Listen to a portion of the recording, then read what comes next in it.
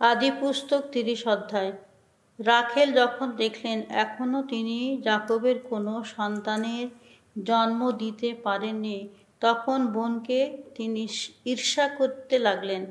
তিনি একদিন যাকবকে বললেন, আমায় সন্তান দাও, নহলে আর প্রাণে বাঁচব না আমি।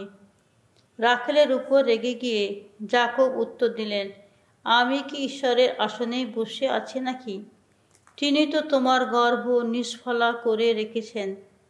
রাখেল তখন বললেন, আমার দাসী বিহলা তো রয়েছে, তুমি বরং তার কাছেই যাও, তার প্রসব করা সন্তানকে আমারই কোলে তুলে দেয়া হোক।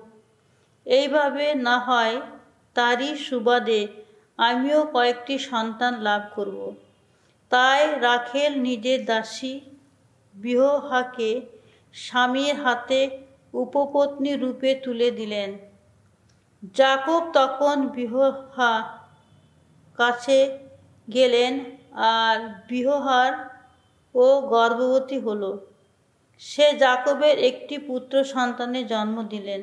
রাখেল তখন বলে উঠলেন, ঈশ্বর আমার প্রতি সুবিচার করেছেন, তিনি আমারও ডাকে সাড়া দিয়েছেন, একটি পুত্র দিয়েছেন আমায়।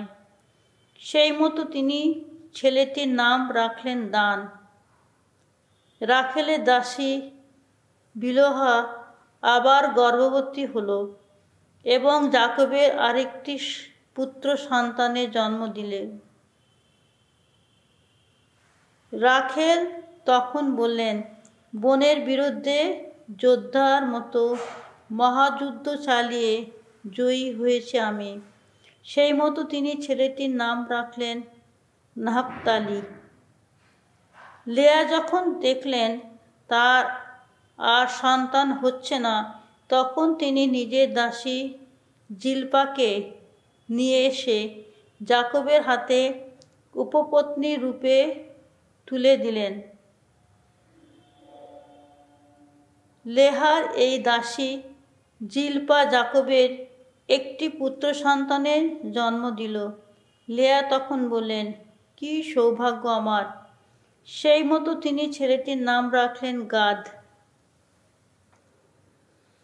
পরে জিলপা যাকবের আরেকটি পুত্র সন্তানের জন্ম দিল। লেয়া তখন বলে উঠলেন, কত ধন্য আমি! মেয়েরা আমাকে ধন্যই তো বলবে। সেই মতো তিনি ছেলেটির নাম রাখলেন আশের। একদিন গমের ফসল যখন কাটা হচ্ছে, তখন রুবেন বাইরে কোথাও কিছু কিছু মাদ্রাগোড়া ফল খুঁজে পেল। সে তার মা লেয়ার কাছে সেগুলি নিয়ে এলো। রাখেল লেয়াকে বললেন, তোমার ছেলের আনা মাদ্রাগোড়া ফলগুলোর কয়েকটা আমাকে দাও তো। কিন্তু লেয়া উত্তর দিলেন, আমার স্বামীকে তো কেড়ে নিয়েছ, তাই কি যথেষ্ট নয়? আমার ছেলের আনা ওই যে মাদ্রাগোড়া, এখন তাও নিতে চাইছ? রাখেল বললেন, বেশ তো, তোমার ছেলের আনা ওই মাদ্রাগোড়াগুলোর বদলে আজ রাতে ওর সঙ্গে তোমাকে শুতে দিচ্ছি। সন্ধ্যাবেলায় যাকব ক্ষেত থেকে ফিরে আসছিলেন। এমন সময়ে লেয়া বাইরে বেরিয়ে এসে তার সঙ্গে পথেই দেখা করে বললেন, আজ তোমাকে আমারই ঘরে আসতে হবে। আমি তো আমার ছেলের আনা মাদ্রাগোড়াগুলোর মূল্য দিয়ে তোমাকে পাবার অধিকার কিনে ফেলেছি। তাই সেই রাতে যাকব লেয়ার সঙ্গেই শুলেন। ঈশ্বর লেয়ার প্রার্থনায় সাড়া দিলেন। তিনি গর্ভবতী হলেন এবং যাকবের পঞ্চম একটি পুত্র সন্তানের জন্ম দিলেন। লেয়া এবার বললেন, আমি আমার দাসীকে স্বামীর হাতে তুলে দিয়েছিলাম বলে ঈশ্বর এখন আমার পাওনা পুরস্কার দিয়েছেন আমায়। সেই মতো তিনি ছেলেটির নাম রাখলেন ইসাখার। তিনি আবার গর্ভবতী হলেন এবং যাকবের ষষ্ঠ একটি পুত্র সন্তানের জন্ম দিলেন। তখন তিনি বললেন, ঈশ্বর আমাকে সেরা একটি উপহার দিয়েছেন। আমার স্বামী এবার আমাকে সম্মানের আসনে বসাবেন। আমি তো তার 6টি পুত্র সন্তানেরই জন্ম দিয়েছি। সেই মতো তিনি ছেলেটির নাম রাখলেন জাবুলন। পরে তিনি একটি মেয়ের জন্ম দিলেন। তিনি তার নাম রাখলেন দিনা। ঈশ্বর কিন্তু রাখেলের কথা ভোলেননি। তার প্রার্থনায় সাড়া দিয়ে তিনি এবার তাকে গর্ভধারণে সক্ষম করে তুললেন। রাখেল গর্ভবতী হলেন এবং একটি পুত্র সন্তানের জন্ম দিলেন। তিনি বলে উঠলেন, আমার যে কলঙ্ক ছিল ঈশ্বর এখন তা দূর করে দিয়েছেন। তিনি ছেলেটির নাম রাখলেন যোসেফ। এতে তিনি এই কথাই বলতে চাইলেন, ভগবান আমায় যেন আরেকটি পুত্র দেন। রাখেল যোসেফের জন্ম দেওয়ার পর যাকব লাবানকে বললেন, এবার আমায় যেতে দিন। আমি এখন নিজের দেশে নিজের ঘরে ফিরে যাই। যাকব পাবে আমি যাদের পাবো বলে আমি আপনার কাজকর্ম করে গেছি, আপনি এখন তাদের এবং সেই সঙ্গে আমার সন্তানদেরও আমার হাতে তুলে দিন। এবার আমায় যেতে হবে। আপনার জন্যে আমি এতদিন কত কাজ করেছি তা তো আপনার জানাই আছে। উত্তরে লাবান বললেন, যদি আমার প্রতি তুমি খুশি হয়ে থাকো, ভাগ্য গণনা করে আমি তো জানতে পেরেছি ভগবান তোমারই জন্যে আমাকে আশীষ ধন্য করেছেন।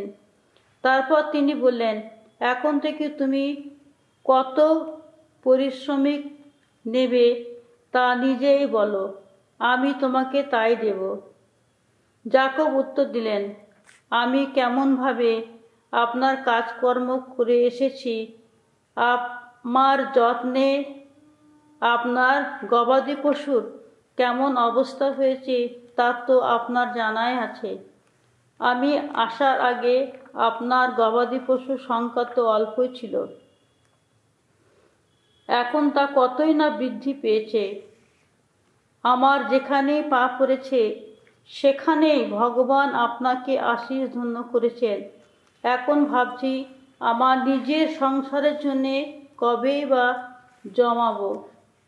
লাবান জিজ্ঞেস করলেন, বলো কি দেব তোমায়?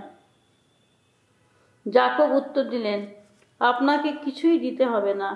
আপনি যদি আমার এই প্রস্তাবটুকুই মেনে নিতে রাজি থাকেন, তাহলে আমি আপনার ছাগল ভেড়া আবার চড়াবো, আবার দেখাশোনা করব।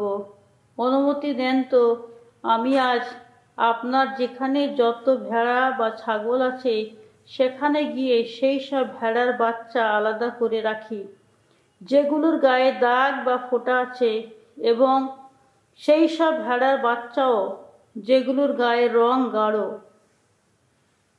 তাছাড়া সেই সব ছাগল যেগুলোর গায়ে ফোঁটা বা দাগ আছে, ওগুলোই হবে আমার পারিশ্রমিক। ভবিষ্যতে আপনি নিজেই যখন দেখতে আসবেন যে পারিশ্রমিক হিসাবে কি নিয়েছি আমি, তখন আমার সততা আমার সপক্ষে সাক্ষী দেবে।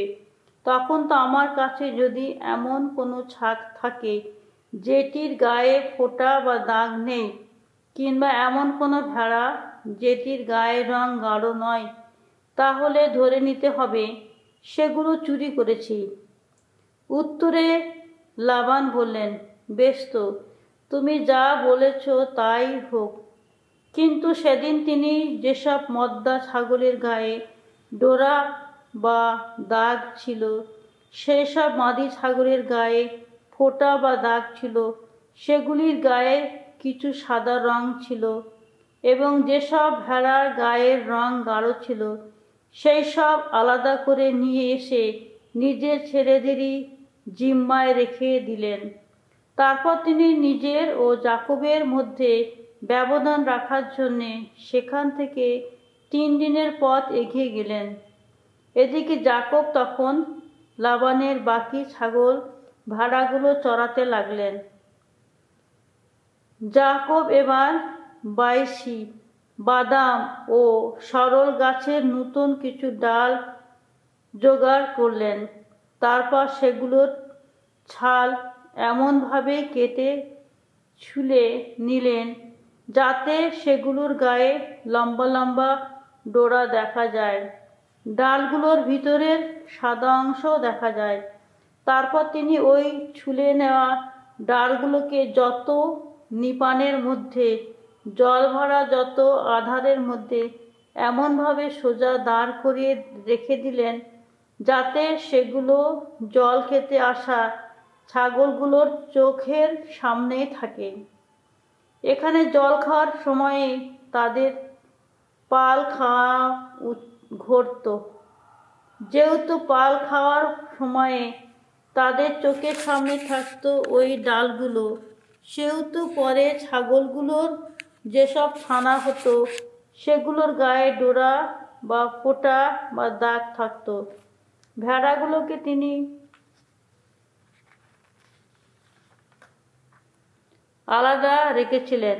তিনি তাদের এমন জায়গায় এবার রাখলেন যেখানে তাদের চোখের সামনে সর্বদাই থাকবে লাবানের সেই সব পশু যেগুলোর গায়ে আছে ডোরা বা যেগুলোর রং গাঢ়। এইভাবে তিনি নিজস্ব পশু পাল গড়ে তুলতে লাগলেন। এগুলো তিনি লাবানের পশুগুলোর সঙ্গে রাখলেন না। তাছাড়া সুস্থ সবল পশুগুলোর যখন পাল খাওয়া ঘটত তখন তিনি নিপানগুলির ভিতরে ওই ধরনের ডাল তাদের চোখের সামনে দাঁড় করিয়ে রাখতেন যাতে ওই ডালগুলো সামনে থাকতেই তাদের পাল খাওয়া ঘটে। কিন্তু যেসব পশু তুলনায় রুগ্ন দুর্বল ছিল তাদের বেলায় তিনি ডালগুলো সেখানে রাখতেন না। এইভাবে লাবান পেতে লাগলেন রুগ্ন দুর্বল যত পশু আর যাকব পেতে লাগলেন সুস্থ সবল যত পশু। ফলে যাকব ক্রমে খুবই সমৃদ্ধ হয়ে উঠলেন। ছাগল ভেড়ার বিরাট বিরাট পালের মালিক হয়ে উঠলেন। তাছাড়া দাস দাসী উট গাধা এসবেরও মালিক হয়ে উঠলেন তিনি। সঙ্গীত 20। তোমার সংকটকালে ভগবান তোমার ডাকে যেন সাড়া দেন।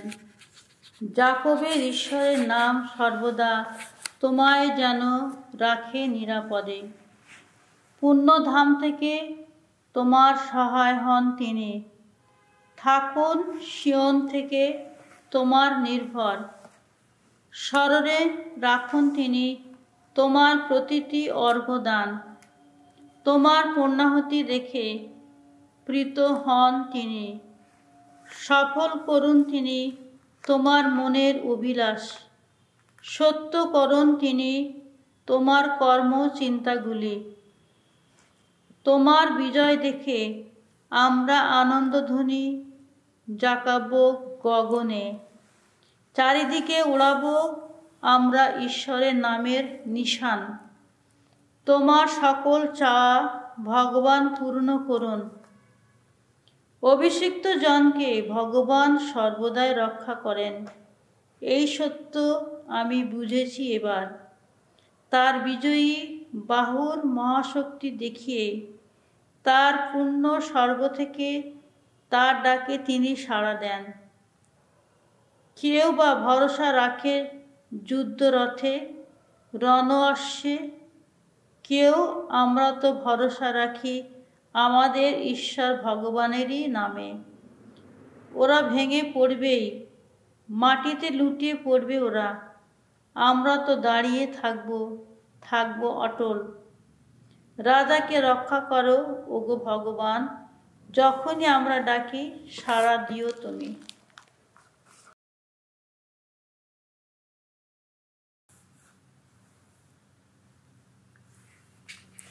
সাধু মথি রচিত মঙ্গল সমাচার 12 অধ্যায় 22 থেকে 37 পদ। এরপরে যিশুর কাছে একদিন অপদূতে পাওয়া একটি লোককে আনা হলো। লোকটি ছিল অন্ধ ও বোবা। যিশু তাকে সারিয়ে তুললেন। সে তখন কথা বলার শক্তিও ফিরে পেল, দৃষ্টিশক্তিও ফিরে পেল। সেখানে ভিড় করা লোকেরা সবাই তাতে স্তম্ভিত হয়ে গেল। তারা বলতে লাগলো, উনি কি তাহলে সেই দাউদ সন্তান নাকি? ফরিসিরা কিন্তু এই কথা শুনে বলতে লাগলেন, ও তো অন্য কারো শক্তিতে নয়, অপদূত রাজ এলজেবেলের শক্তিতেই অপদূত তাড়িয়ে বেড়াচ্ছে। কিন্তু যিশু তাদের মনোভাব জানতেন, তাই তিনি তখন তাদের বললেন, বিবাদে বিভক্ত যে কোনো রাজ্যই তো ধ্বংসের পথে এগিয়ে চলে, তেমনি বিবাদে বিভক্ত কোনো শহর বা পরিবার কখনো টিকে থাকতে পারে না। তেমনিভাবে শয়তান নিজেই যদি শয়তানকে তাড়িয়ে বেড়ায়, তাহলে বুঝতে হবে শয়তান নিজেই বিবাদে বিভক্ত। তাহলে তার রাজ্যই বা কেমন করে স্থায়ী হবে? এখন আমি যদি সত্যি বেলজেবেলের শক্তিতেই অপদূত তাড়াই, তাহলে আপনাদের শিষ্যরাই বা কার শক্তিতে অপদূত তাড়ায়? তাই আপনাদের যুক্তি তারাই বিচার করে দেখুক। এদিকে আমি যদি ঈশ্বরের স্বয়ং পরমাত্মারই শক্তিতে অপদূত তাড়াই, তাহলে ঐশ্বরাজ্য আপনাদের এখানে তো এসেই গেছে।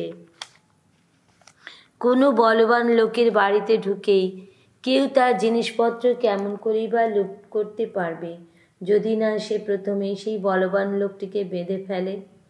তাকে বেঁধে ফেলে তবেই তো সে তার বাড়ির সব কিছু লুট করতে পারে। জেনে রাখুন, যে আমার সপক্ষে নয় সে কিন্তু আমার বিপক্ষে। যে আমার সঙ্গে সঞ্চয় করে না সে তো কেবল অপচয় করে। সেই ক্ষমাহীন